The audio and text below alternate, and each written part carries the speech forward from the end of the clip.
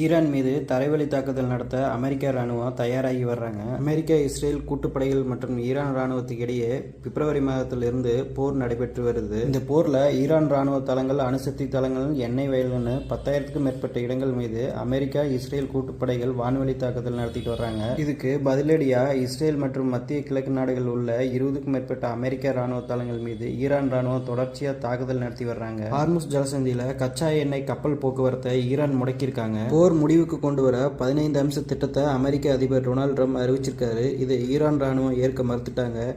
இதனால இருதரப்புக்கிடையே போர் தீவிரமடைந்திருக்கு. ஹார்முஸ் ஜலசந்தி பகுதியில் அதிதீவிர தாக்குதல் நடத்தப்பட்டு ஈரான் ராணுவ அச்சுறுத்தலை முறியடிச்சு அங்கு தடையற்ற சரக்கு கப்பல் போக்குவரத்தை உறுதி செய்யப்படும் டொனால்ட் ட்ரம்ப் தெரிவிச்சிருக்காரு. அது மட்டும் இல்லாம ஈரானின் கச்சா எண்ணெய் ஏற்றுமதி தளமாக விளங்குற கார்க் தீவை கைப்பற்ற திட்டமிட்டிருக்காங்க.